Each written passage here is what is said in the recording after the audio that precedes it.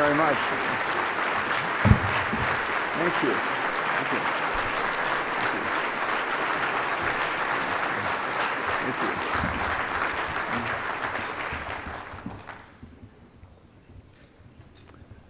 I thank the Society for International Development, its members, its leadership, especially Betsy Boston and Joe Foyer, for the work they do on development issues around the world, and for organizing this remarkable annual gala.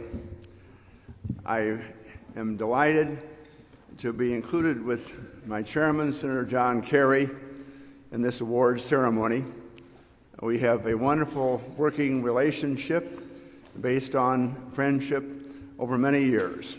I admire John. I look forward to each of our hearings. One on Haiti today was timely, given the presenter this evening, and I regret he cannot be with us this evening, but as you know, he has been recovering from some surgery that has made it simply difficult to move about in the normal athletic way to which he is accustomed.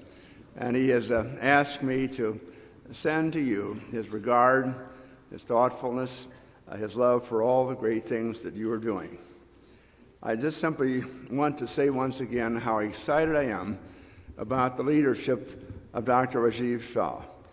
It is so important that USAID have a director, that it have leadership.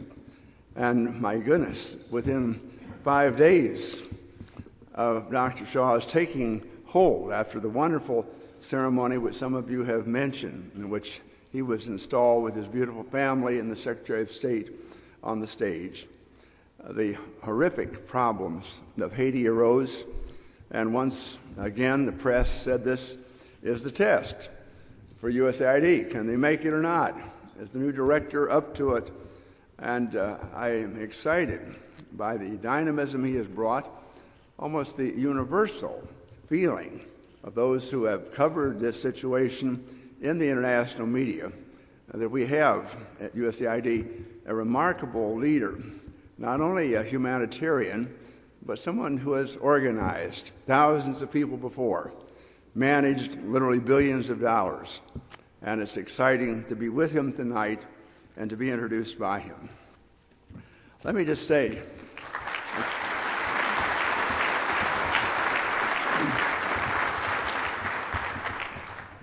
I commend all of our responders from all government agencies for their courage, their compassion, and their skill as they continue their mission in Haiti. I join each one of you in extending our prayers to the people of that nation. I also would mention that the gist of our hearing today offered real prayers for the governance of the country, for the development of the institutional aspects, the leadership, the people that will need to carry on for a long time after the rest of the world has moved on to other crises and to other ventures. Tonight, I would also like to take an opportunity to offer a few points about where we have come from and where we might be going with regard to United States investments in development. The challenges of global poverty and hunger are growing at a time when worries about the sustainability of natural resources are increasing. Population growth and increased affluence in some parts of the globe will require that we more than double world food production by the year 2050 to keep pace. At the same time, to address environmental concerns, we will have to harvest that food from roughly the same amount of land that is in production today. The accessibility and availability of food deeply affects the health of populations. Childhood malnutrition has lifelong consequences for the productivity of individuals and nations. Poverty denies opportunity to the world's young people and breeds extremism and instability that spills over borders. It is not surprising that the CIA has long tracked and analyzed global food supplies as an indicator of potential conflict. There is probably not a person in this room who would disagree that development is critical for United States national security, and that the alleviation of poverty and hunger is a key component. This is a sentiment that is shared in most parts of our government, including the Department of Defense. But even though the importance of advancing development goals is evident, constructing the most efficient, accountable, and transparent means for achieving those goals is complex and very challenging. Differences of opinion exist with regard to who should be performing development functions and how these activities should be integrated into broader foreign policy efforts. We have not reached a consensus in this country and within our government on who should be doing what, where, and why. Now, as we debate these issues, we should keep in mind that diplomacy and development are two distinct disciplines.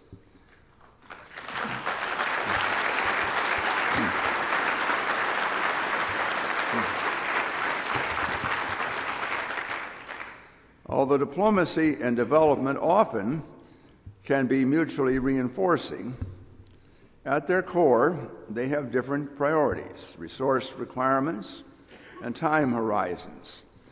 And most obviously, diplomacy is far more concerned with solving immediate problems, usually associated with countries of strategic interest. Although we hope that our development efforts will sometimes yield short-term strategic benefits, that is not their primary purpose. In a development context, we are willing to take a much longer view of the world and to devote resources to countries of less or even minimal strategic significance. We are willing to allow the diplomatic and national security benefits of development work to accrue over time.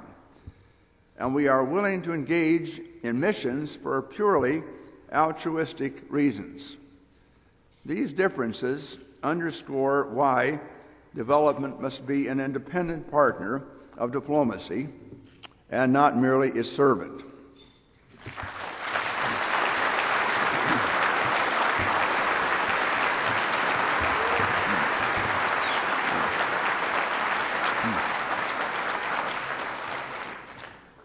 Now, reforming United States foreign assistance in both substance and architecture has been a priority for the United States Senate Foreign Relations Committee.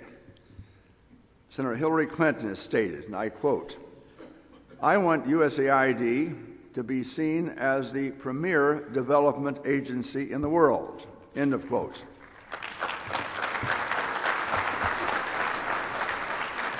I share that sentiment of the Secretary.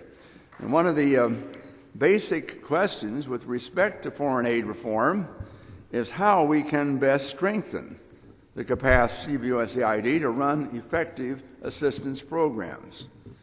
During the last 2 decades, decision makers have not made it easy for the agency to perform its mission.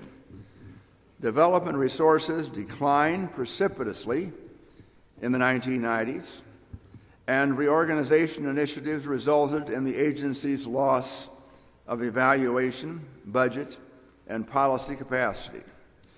There is broad consensus among development experts that the loss of these functions at USAID is inhibiting the success of our development programs now. Our development efforts will never be as effective as they should be if the agency that houses most of our development expertise is cut out of relevant policy and budget decisions.